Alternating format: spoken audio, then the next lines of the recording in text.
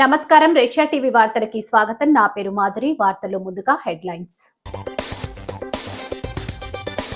మద్యం వినియోగం తగ్గింపే ప్రభుత్వ లక్ష్యం. రాష్ట్ర ఎక్సైజ్ శాఖ మంత్రి కొల్లు రవీంద్ర.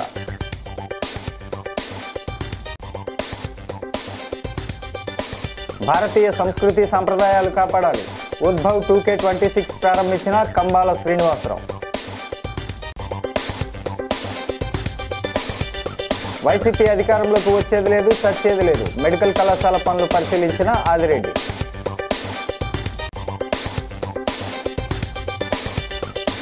బ్లోఅవుట్ కు డీప్ ఇండస్ట్రీస్ బాధ్యత వహించాలి. సిపిఎం జిల్లా కార్యదర్శి టి అరుణ్ డిమాండ్. 43వ డివిజన్లో ఘనంగా సంక్రాంతి సంబరాలు. బహుమతులు అందజేసిన ఆదిరెడ్డి, వాసు, గన్ని కృష్ణ. ఇక డీటెయిల్స్ చూస్తే రాష్ట్రంలో వైసీపీ బురద రాజకీయాలు చేస్తుందని, ఆ బురదలో వాళ్లే కూరుకుపోతారు తప్ప తనకు జరిగే నష్టం ఏం లేదని ముఖ్యమంత్రి చంద్రబాబు స్పష్టం చేశారు. రాయలసీమ ఎత్తిపోతలపై 100 సార్లు అబద్దాలు చెబితే నిజమైపోతాయా? ఏమిటి బురద రాజకీయమని నిలదీశారు. పోలవరం ప్రాజెక్టులో జరుగుతున్న పనులను నిర్దేశిత సమయంలో పూర్తి చేసేందుకు అన్ని చర్యలు తీసుకోవాలని అటు అధికారులను ఇటు కాంట్రాక్ట్ సంస్థలను సీఎం చంద్రబాబు ఆదేశించారు. చంద్రబాబు జలవనరుల మంత్రి నిమ్మల రామానాయుడుతో కలిసి పోలవరం ప్రాజెక్టు వద్ద జరుగుతున్న ఎర్త్కమ్ ర్యాక్ఫిల్ డ్యాం సహా ఇతర పనులను పరిశీలించారు. అనంతరం ఆయన మీడియాతో మాట్లాడుతూ రాయలసీమ జలాశయాలు, చెరువులు నీళ్లతో కలకల్లాడుతున్నాయని, అది తాము చేసిందని చెప్పారు.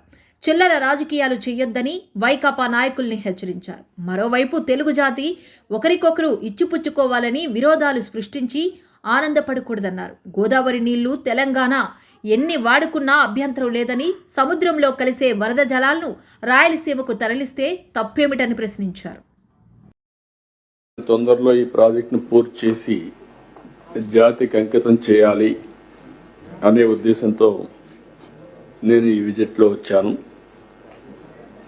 మొత్తం జరిగిన పనులన్నీ ఒకసారి మీకు ఎక్స్ప్లెయిన్ చేసిన తర్వాత మిగిలిన డీటెయిల్స్ చెప్తాను. ఫస్ట్ మీరు చూస్తే న్యూ డయాగ్రామ్ వాల్, మీకు అందరికి ఒక ఐడియా ఉంది. ఏదైతే డయాఫామ్ వాల్ ఆ రోజు అయిపోయి ఉంటే 440 కోట్లతో ప్రాజెక్టు చాలా త్వరితగతిన పూర్తయ్యేది.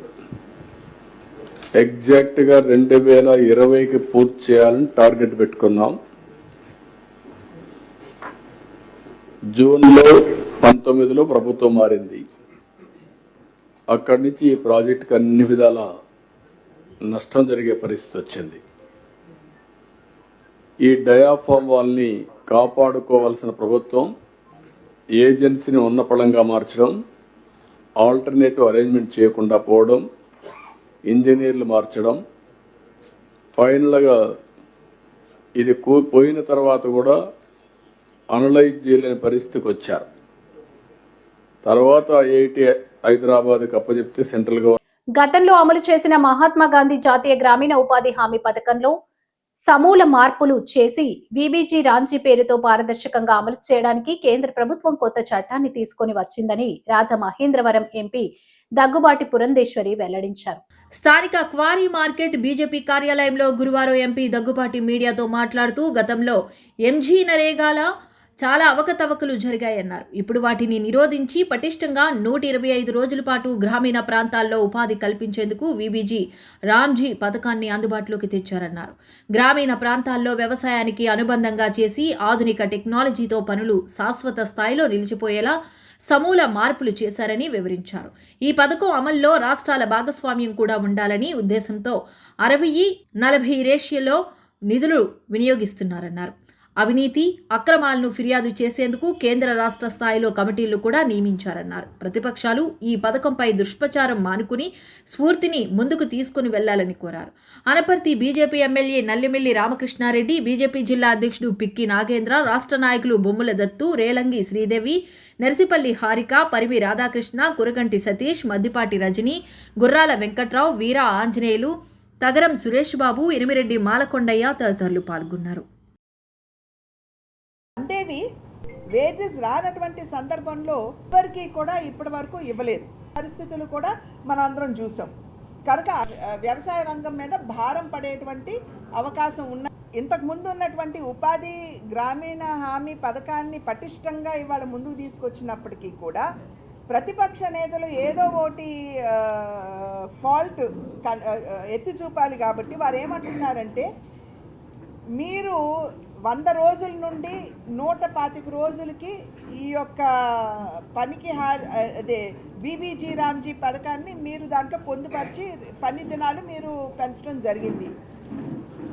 మీరు దీంట్లో హామీ ఇస్తారా? 125 రోజులు మీరు ఖచ్చితంగా ఇస్తామని హామీ ఇస్తారా అని అడుగుతున్నారు. ఇవాళ మేము వారిని అడుగుతున్నాం, మీరు చట్టం ఏమని చేశారు? 100 రోజులు ఖచ్చితంగా మేము ఉపాధి అందిస్తాము అని మీరు చట్టం చేసినా ఎక్కడైనా సరే మీరు సంపూర్ణంగా ఒక కుటుంబానికి 100 రోజులు అందివ్వగలిగారా? ఇవాళ దేశవ్యాప్తంగా కనుక మనం చూసుకున్నట్లయితే ఆన్ అన్ యావరేజ్ సాలీనా ఒక కుటుంబానికి 50 నుండి 60 రోజులు మాత్రమే మీరు ఇవ్వగలిగారు.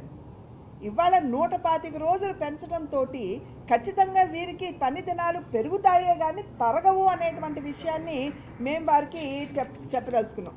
అదేవిధంగా 60-40 అని అంటున్నారు, రాష్ట్రాలు భరించగలవా అని చెప్పి అడుగుతున్నారు.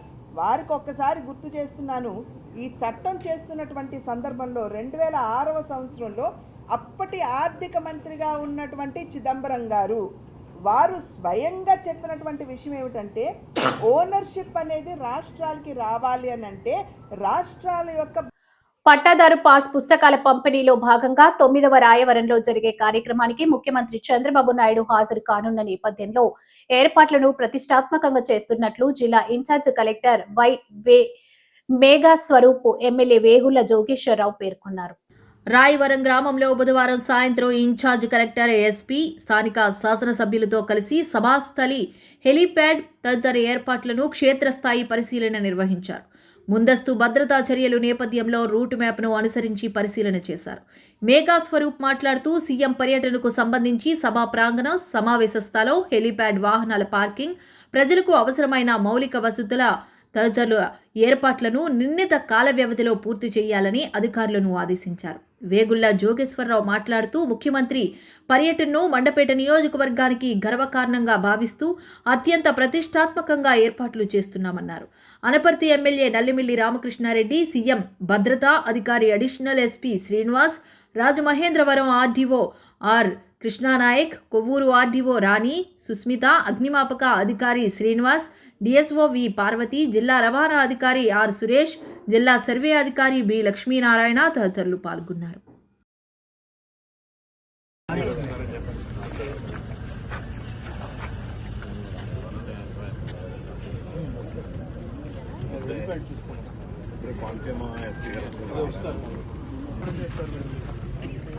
ఇప్పుడు దీని చుట్టూ చేస్తారా?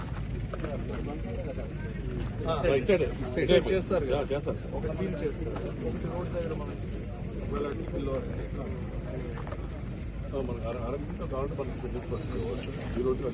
వాళ్ళు ఎట్లాగో అది చేస్తారు కదా. అంటే పార్టీ మెంబర్స్ అది లేదు అంటే సార్ ఎన్ని గంటలకి వస్తున్నారు ఇచ్చారు? 10:30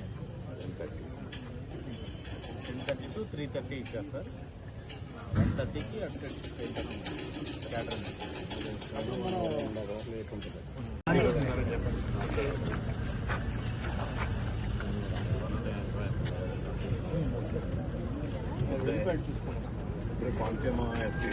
వస్తారు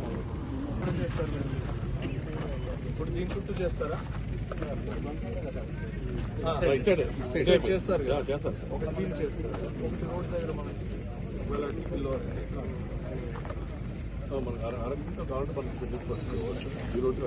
వాళ్ళు ఎట్లాగో అది చేస్తారు కదా. అంటే పార్టీ మెంబర్స్ అది లేదు అంటే సార్ ఎన్ని గంటలకి వస్తున్నారు ఇచ్చారు? 10:30 టు 3:30 ఇచ్చారు సార్. 1:30కి అటు సైడ్ క్యాటరింగ్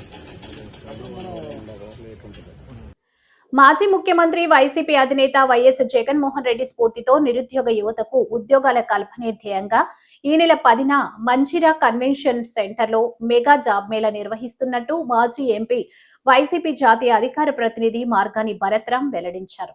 స్థానిక వియ్యలపురం మార్గాని ఎస్టేట్స్ లో ఉన్న వైసీపీ సిటీ కార్యాలయంలో గురువారం జరిగిన మీడియా సమావేశంలో మెగా జాబ్ మేళా గోడ పత్రికలను ఆవిష్కరించారు. ఆయన మాట్లాడుతూ 3,000 మందికి ఉద్యోగాలు కల్పించాలనే లక్ష్యంతో 70 కంపెనీలకు చెందిన జీఎంలు, హెచ్ఆర్ల, మేనేజర్లతో మాట్లాడి ఈ జాబ్ మేళా ఏర్పాటు చేశామన్నారు. శనివారం ఉదయం 9 గంటల నుంచి మంజీరాలో జరిగే ఈ జాబ్ మేళాకు నిరుద్యోగ యువత హాజరై తమ క్యాలిబర్కు తగిన విధంగా ఉద్యోగాన్ని పొందాలని కోరారు. IT, pharma, retail, BPO, technical, banking, management, sales, marketing తదితర రంగాల ఉద్యోగులు భర్తీ చేశారన్నారు. మాజీ సీఎం జగన్ గూగుల్ను భోగాపురం విమానాశ్రయానికి శంకుస్థాపన చేస్తే ఇప్పుడు చంద్రబాబు అమరావతి పేరుతో రాజకీయ డ్రామాలు ఆడుతున్నారని విమర్శించారు. సమావేశంలో వైసీపీ నాయకులు సంకిన భవానీప్రియ, దాసి వెంకట్రావు, మజ్జి అప్పారావు, సప్ప ఆదినారాయణ, బిల్డర్ చిన్న, అనంతలక్ష్మి, కృష్ణవేణి, రేగుళ్ల నాని, కాటం రజనీకాంత్, తిరగటి దుర్గా, శంకర్ తదితరులు పాల్గొన్నారు.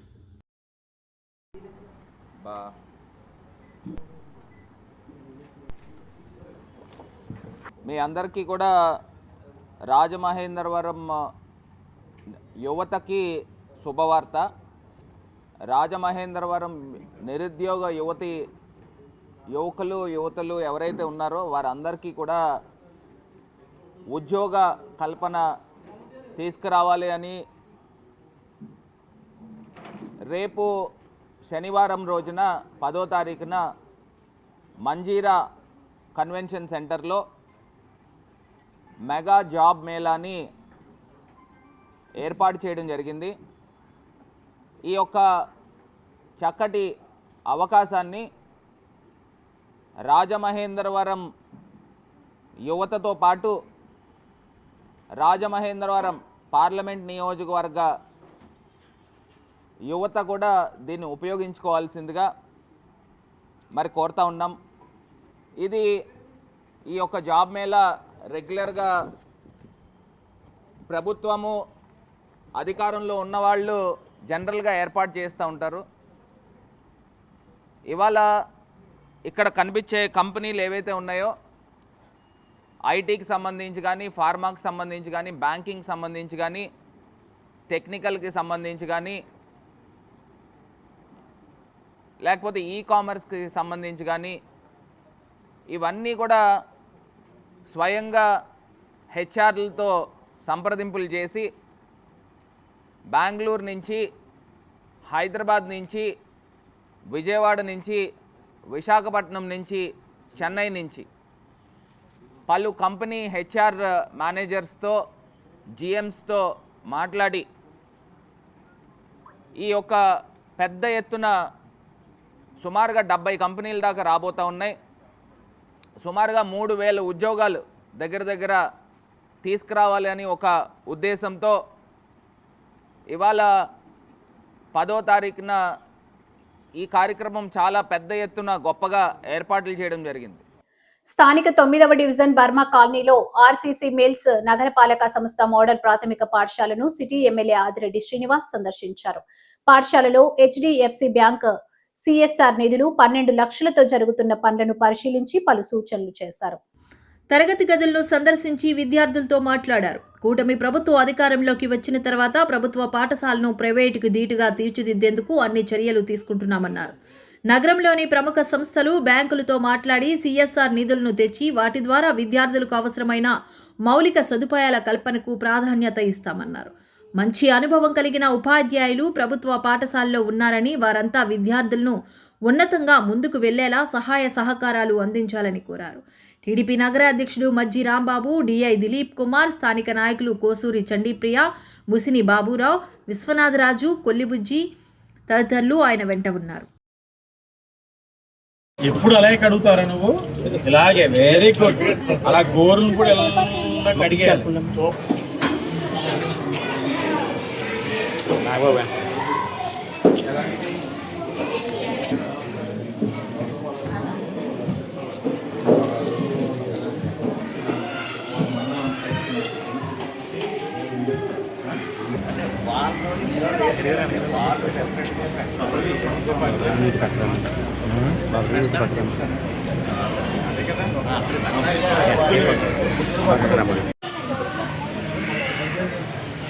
సొసైటీ బ్యాక్ సైడ్ చూడాలి. కంపెనీకి ఇప్పుడు అంగన్వాడీ చేసినా ప్లేస్ దొరకట్లేదు, అలా ఇబ్బందిగా ఉంటుంది. అలాగే దీని మీద వేద్దామంటే ఏమో ఫౌండేషన్ స్ట్రాంగ్గా లేదు, చాలా ఇబ్బందిగా ఉంటుంది ఫ్యూచర్. ప్రకృతి ప్రేమికులు పర్యాటకులను విశేషంగా ఆకట్టుకునేలా రాజానగరంలో జూ పార్క్ ఏర్పాటు చేయనున్నట్లు ఎంపీ దగ్గుబాటి పురంధేశ్వరి తెలిపారు. దివాన్ చెరువు అటవీ భూమిని ఎంపీ దగ్గుబాటి నేతృత్వంలో ఢిల్లీ నుంచి వచ్చిన కేంద్ర బృందం సభ్యులు క్షేత్రస్థాయిలో పరిశీలించారు. ఈ సందర్భంగా దగ్గుబాటి పురంధేశ్వరి మాట్లాడుతూ కేంద్ర ప్రభుత్వ స్థాయిలో ఈ ప్రతిపాదనకు సానుకూల స్పందన లభించిందని, సాధ్యాల పరిశీలన అనంతరం త్వరలో కార్యాచరణ రూపకల్పన చేయనున్నట్లు పేర్కొన్నారు. ఈ సందర్భంగా ప్రాంత భౌగోళిక పరిస్థితులు, అటవీ విస్తరణం, పర్యావరణ అనుకూలతలపై కేంద్రం పరిశీలన కోసం వచ్చిన సభ్యులతో కలిసి క్షేత్రస్థాయిలో అధ్యయనం చేశారన్నారు. ఈ ప్రతిపాదనను కేంద్ర పర్యావరణ అటవీ శాఖ మంత్రి భూపేంద్ర యాదవ్ దృష్టికి తీసుకెళ్లగా ఆయన సానుకూలంగా స్పందించి సాధ్యాల పరిశీలన కోసం ఆఫీసర్ బెన్ నేతృత్వంలోని బృందాన్ని రాజానగరానికి పంపినట్టు వివరించారు. క్షేత్రస్థాయిలో పరిశీలించిన అనంతరం జూ పార్కు ఏర్పాటుకు ఈ ప్రదేశం అనుకూలమని బృందం నిర్ధారించినట్లు తెలిపారు. దీనికి ముందు రాజానగరం నియోజకవర్గం పరిధిలోని పలు గ్రామాల్లో ఎమ్మెల్యే బత్తుల బలరామకృష్ణ ఆధ్వర్యంలో సుడిగాలి పర్యటన నిర్వహించి అభివృద్ధి కార్యక్రమాలకు శంకుస్థాపనలు, ప్రారంభోత్సవాలు చేశారు.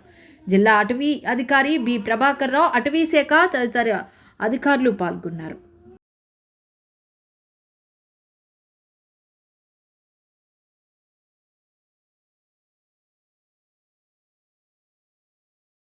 రాజానగరం నియోజకవర్గంలో ఇక్కడ అంటే మనకి రిజర్వ్ ఫారెస్ట్ ఉంది. ఇక్కడ దగ్గర 311 హెక్టేర్లు ఉన్నటువంటి నేపథ్యంలో ఒక 250 హెక్టేర్లని జూక్ అని చెప్పి వినియోగించుకునేటువంటి అవకాశం ఉంటుంది అని తెలిసిన వెంటనే నేను కేంద్రంలో భూపేంద్ర యాదవ్ గారు ఎవరైతే యూనియన్ మినిస్టర్ ఉన్నారో వారి దగ్గర ఈ ప్రతిపాదన పెట్టడం జరిగింది.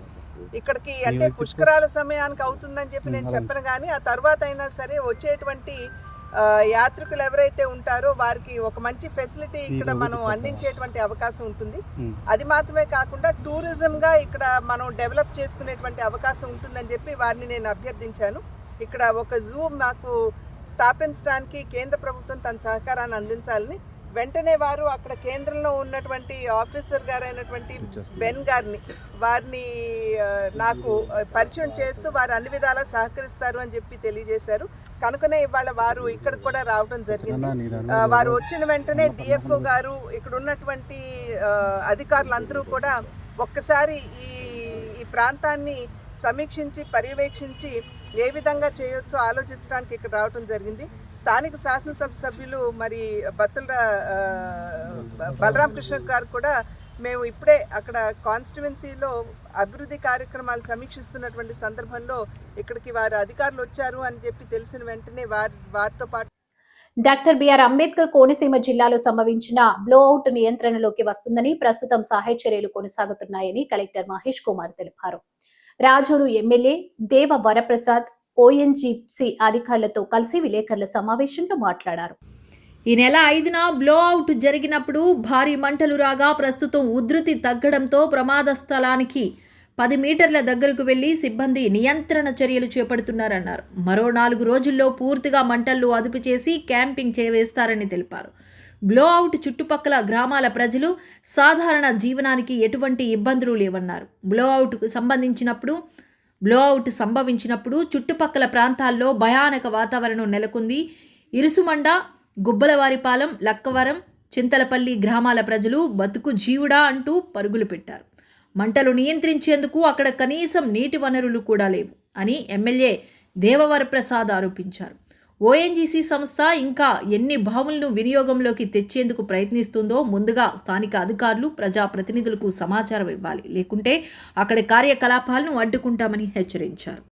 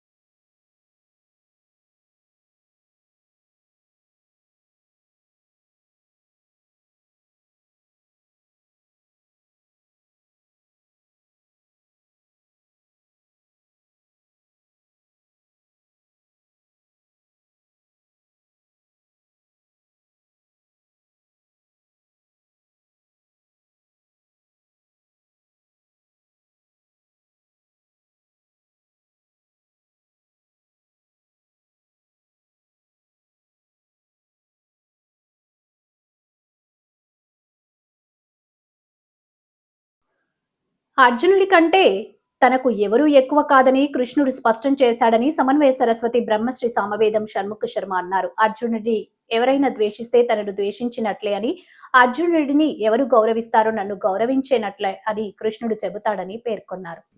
స్థానిక టీ నగర్ హిందూ సమాజంలో ఋషిపీఠం చారిటబుల్ ట్రస్ట్ ఆధ్వర్యాన బ్రహ్మశ్రీ సామవేదం షణ్ముఖ శర్మ నిర్వహిస్తున్న 60 రోజుల సంపూర్ణ మహాభారత ప్రవచన యజ్ఞం ప్రతిరోజు సాయంత్రం దిగ్విజయంగా కొనసాగుతుంది. ఇందులో భాగంగా షణ్ముఖ శర్మ 42వ రోజు ప్రవచనం కొనసాగిస్తూ మరుసటి రోజు సూర్యాస్తమయంలోగా సైంధవుడిని చంపుతానని అర్జునుడు శపథం చేయడంతో ఇటు పాండవ శిబిరంలో హర్షం, అటు కౌరవ శిబిరంలో వణుకు వ్యక్తమైంది. ఆ రాత్రి కృష్ణుడు నిద్రపోకుండా ధారకుడితో మాట్లాడుతూ ప్రాణాలు తీసుకుంటానని అర్జునుడు అన్నాడు. అందుకే వీలైతే అర్జునుడి తరపున నేను యుద్ధం చేసైనా సరే సైంధవుణ్ణి, కౌరవులను మట్టుబెడతానని సామవేదం తెలిపారు. తెల్లవారిన తర్వాత యుద్ధ భూమిలోకి కృష్ణుడు రథం తోలుతుండగా అర్జునుడు బాణాల పరంపరతో దూసుకుపోతూ సైంధవుణ్ణి చేరుకోవడానికి ద్రోణుణ్ణి కూడా దాటుకుని వెళ్ళాడని సామవేదం తెలిపారు. గత 41 రోజులుగా జరుగుతున్న శ్రీ మహాభారత ప్రవచన మహాయజ్ఞం 42వ రోజులోకి ప్రవేశించింది. నిన్నటి రోజున వ్యాసప్రోక్తమైన మహాభారతంలోని ద్రోణ పర్వంలో అభిమన్యు వధ అనే ఘట్టం చెప్పుకోవడం జరిగింది. అభిమన్యుడు తాను ఒక్కడే చక్రవ్యూహంలో ప్రవేశించి అద్భుతమైన విజయాన్ని సాధించాడు. అనేక మంది వీరుల్ని ఆయన సంహరించాడు. ఆ సమయంలో ధర్మానికి విరుద్ధంగా అందరూ కలిసి అభిమన్యుని, ఒంటరైన అభిమన్యునిపై ఎలా పరాక్రమించారో చెప్పుకున్నాం. ఇలా అందరూ కలిసి అభిమన్యుడి మీదకి వెళ్ళాలనేటువంటి ఆలోచన ఇచ్చిన వాడు కూడా కర్ణుడే. ఇది తెలుసుకోవాలి, ధర్మవిరుద్ధమైన ఆలోచన. ద్రోణుతోనే మాట అంటూ శత్రుంజయుడు, చంద్రకేతువు, మేఘవేగుడు, సువర్చుడు, సూర్యభాసుడు ఇలా 5గురిని చంపి శకున్ని గాయపరిచాడు ఇప్పుడు అభిమన్యుడు. ఈ సమయంలో అతన్ని ఎదుర్కోవడం మహాకష్టంగా ఉందని చెప్తూ అంత బీరములు పలికిన కర్ణుడు కూడా ఒక్క అభిమన్యుడిని దెబ్బతీయడం కోసం మొత్తం అందరూ కలిసి అతని మీదకి వెళ్ళాలని ఆలోచన ఇచ్చినటువంటి కర్ణుడు. ఆ తర్వాత ఆ విధంగానే జరిగింది. ద్రోణుడు కూడా ఒక మహావేశంతో దీనికి పూనుకున్నాడు. ఆ తర్వాత దుశ్శాసన పుత్రుడి యొక్క గదాఘాతానికి అభిమన్యుడు వధించాడు. దీనికి సైంధవుడు ఆ పాండవుల్ని ఓడించడానికి ఒకరోజు తీసుకున్న వరం వల్ల యుధిష్ఠిరుడు మొదలైన వారు అడ్డగింపబడ్డారు. దాంతో యుధిష్ఠిరుడు చాలా శోకించాడు. విషయం తెలిసి ఉంటే అర్జునుడు కూడా బాధపడి తర్వాత ప్రతిజ్ఞ పట్టాడు అనే విషయం వరకు చెప్పుకున్నాం. ఇక్కడ అభిమన్యుని గురించి మన అంశావతారణలో చెప్పేటప్పుడు ఆయన 16 ఏళ్ళు మాత్రమే భూమి మీద ఉంటానని చెప్పి వచ్చాడు. ఆయన చంద్రుని యొక్క పుత్రుడు వర్చుడు, ఆయన అభిమన్యుడిగా వచ్చాడు. కానీ 16 ఏళ్ళు ఇప్పుడు సరిపోతుందా అనే లెక్క కట్టి మనం చూసినట్లయితే పాండవులు వనవాసానికి వెళ్ళకముందే అర్జునుని ద్వారా అస్త్ర విద్యను నేర్చుకున్నాడు అని చెప్పుకున్నాం. అంటే అప్పుడు కానీ వయస్సు ఎంత ఉండాలి ఆలోచిస్తే? అది లెక్క కడితే అప్పుడు 3 ఏళ్ళకి నేర్చుకుంటాడా? అస్త్ర విద్యలు నేర్పాలన్నా ఉపనయన సంస్కారము లేనిది అస్త్ర విద్యలు నేర్పడం ఉండదు క్షత్రియులకి. అలాగే వేద విద్యకి వారికి. కానీ ప్రతి వారికి వారి కులవృత్తులలోకి ప్రవేశించే ముందు దానికి తగిన సంస్కారములు చేస్తూ ఉంటారు. 104 ఉద్యోగులపై భవ్య యాజమాన్య వేధింపులు, షోకాజ్ నోటీసులు, సస్పెండ్ చర్యలు నిలుపుదల చేయాలని డిమాండ్ చేస్తూ తూర్పు గోదావరి జిల్లా కలెక్టరేట్ వద్ద ఆంధ్రప్రదేశ్ 104 ఎంఎంయు ఉద్యోగుల యూనియన్ ఆధ్వర్యంలో కొవ్వొత్తులతో నిరసన ప్రదర్శన చేపట్టారు. ఈ సందర్భంగా యూనియన్ నాయకులు మాట్లాడుతూ 104 ఉద్యోగులకు రద్దు చేసిన 17 క్యాజువల్ లీవులను తక్షణం పునరుద్ధరించాలని, అరబిందో సంస్థ చెల్లించిన చివరి నెల వేతనాలను ప్రతి ఉద్యోగికి కొనసాగించాలని, ఇప్పటివరకు తగ్గించిన వేతనాలను బకాయిలతో సహా చెల్లించాలని పెద్ద ఎత్తున నినాదాలు చేశారు. ప్రభుత్వంతో చేసుకున్న ఒప్పందం మేరకు తక్షణం అదనపు సిబ్బందిని నియమించాలని, తొలగించిన బఫర్ సిబ్బందిని పునరుద్ధరించాలని, 5 ఏళ్ల కాలపరిమితి పూర్తి చేసుకున్న 104 వాహన డ్రైవర్లకు నూతన స్లాబ్ ప్రకారం వేతనాలు చెల్లించాలని ప్లక్కార్డులు ప్రదర్శించారు. ఆంధ్రప్రదేశ్ ప్రభుత్వం విడుదల చేసిన జీవో నెంబర్ 7 ప్రకారం డేటా ఎంట్రీ ఆపరేటర్లకు 18,500 వేతనం చెల్లించాలని, స్థానికత ఆధారంగా ఉద్యోగులకు ట్రాన్స్ఫర్లకు అవకాశం కల్పించాలని కోరారు. ఈరోజు మన కలెక్టరేట్ దగ్గర 104 ఎంప్లాయీస్ యూనియన్గా తూర్పుగోదావరి జిల్లాగా కొవ్వొత్తుల ర్యాలీ నిర్వహించడం జరుగుతుందండి.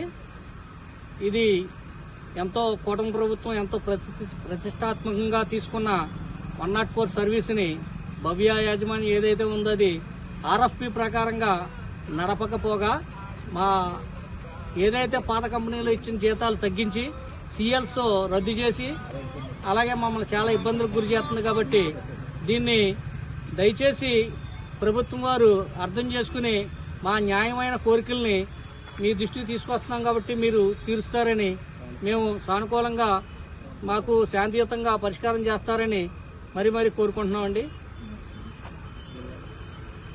ప్రతి జిల్లాలోనూ కూడా మొత్తం స్టేట్ వైజ్ 946 వెహికల్స్ ఉన్నాయి. అన్నీ కూడా చాలా ఇబ్బందులతో డిఈఓలు చాలా ఇబ్బందులు పడుతున్నారండి. చాలీచాలని జీతాలతోటి చాలా ఇబ్బందులు పడుతున్నాము. ఆ డిఈఓలకి ఏదైతే జీవో నెంబర్ 7 ఉందో దాని ప్రకారం 18,500 జీతం, అలాగే డ్రైవర్స్కి ఏదైతే స్లాబ్ ఉందో 5 సంవత్సరాలకి 10 సంవత్సరాలకి పెరగాల్సిన స్లాబు ఎప్పుడైతే 5 సంవత్సరాలు పూర్తవుతుందో అప్పుడు అప్డేట్ చేసి ఆ శాలరీలు ఇవ్వాల్సిందిగాను. రాజమహేంద్రవరం రూరల్ నియోజకవర్గం శాటిలైట్ సిటీ గ్రామ శ్రీ లక్ష్మ గణపతి ఆటో యూనియన్ ఆధ్వర్యంలో నూతన సంవత్సరం సందర్భంగా నిర్వహించిన ఈ కార్యక్రమంలో ముఖ్య అతిథిగా టీడీపీ ఆరోగ్య విభాగ రాష్ట్ర ప్రధాన కార్యదర్శి డాక్టర్ గోరంట్ల రవిరామ్ కిరణ్ పాల్గొన్నారు. ఈ సందర్భంగా రవిరామ్ కిరణ్ మాట్లాడుతూ auto union owners workers association సభ్యులకు నూతన సంవత్సర శుభాకాంక్షలు తెలియజేశారు.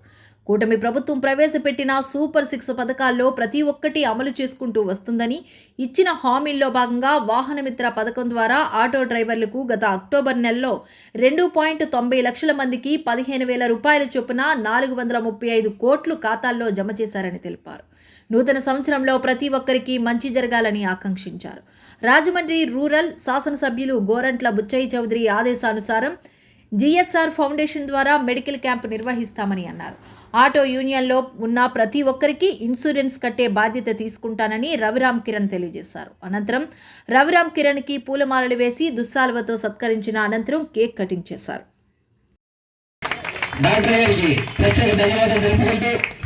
మీరు చూస్తే మన కూటమి ప్రభుత్వం వచ్చాక మన ఎమ్మెల్యే గోరంట్ల బుచ్చయ్య చౌదరి గారి సారథ్యంలో, అదేవిధంగా మన ముఖ్యమంత్రి నారా చంద్రబాబు నాయుడు గారు, నారా లోకేష్ గారు, పవన్ కళ్యాణ్ గారి సారథ్యంలో సూపర్ 6 పథకాలన్నీ కూడా ఎంత ఆర్థిక ఇబ్బంది ఉన్నా అమలవుతూ ఉన్నాయి. అన్నీ కూడా చక్కగా ప్రజలకి వాళ్ళు ప్రామిస్ చేసినవన్నీ కూడా డెలివరీ చేయడం జరిగింది. అదేవిధంగా మీరు గమనిస్తే అక్టోబర్ 4వ తారీఖున రాష్ట్రం మొత్తంలో 2,90,000 మంది ఆటో డ్రైవర్లకి గౌరవ వేతనం కింద ప్రభుత్వం 15,000 లాస్ట్ ఇయర్ 435 కోట్లు పెట్టి మీ అందరికీ కూడా ఇవ్వడం జరిగింది. సో తెలుగుదేశం పార్టీ ఆవిర్భావం నుంచి కూడా కార్మికులకి అండగా, కార్మికులు కష్టాల్లో ఉన్నప్పుడు వాళ్ళకి అండగా నిలుస్తూ కార్మిక కర్షకుల కోసం పుట్టిన పార్టీ ఇది. మీరందరూ కూడా అప్పటి నుంచి తెలుగుదేశం పార్టీ జెండాని మీరు అందరూ కూడా భుజాన్ని వేసుకుని శాటిలైట్ సిటీని, గోరంట్ల బుచ్చయ్య గారిని, తెలుగుదేశం పార్టీని మీరు ఎప్పుడూ అండగా ఉన్నారు. అది మేము ఎప్పటికీ మర్చిపోం. భారతీయ జనతా పార్టీ ఓబీసీ మోర్చా తూర్పు గోదావరి జిల్లా అధ్యక్షులు మరుకుర్తి నరేష్ కుమార్ యాదవ్ ఆధ్వర్యంలో ఏర్పాటైన జిల్లా నూతన కమిటీని స్థానిక క్వారీ మార్కెట్ జంక్షన్ లో ఉన్న బీజేపీ కార్యాలయంలో గురువారం ప్రకటించారు.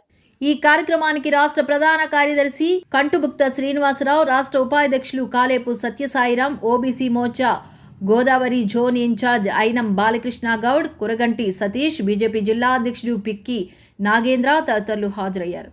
మొత్తం 32 మందితో జిల్లా పరిధిలోని 7 నియోజకవర్గాల నుంచి ఓబీసీ మోర్చా నాయకులకు నూతన కమిటీలో ప్రాతినిధ్యం కల్పించినట్టు మరుకుర్తి నరేష్ వివరించారు.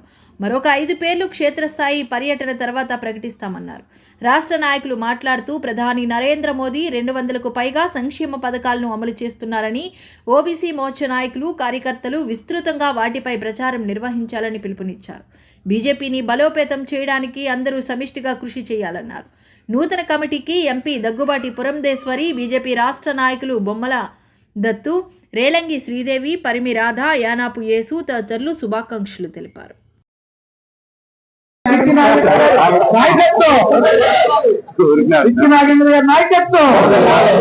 జిల్లా వారు మరుకుర్తి నరేష్ కుమార్ గారి యొక్క ఆధ్వర్యంలో వారు ప్రకటన చేయడం జరిగింది.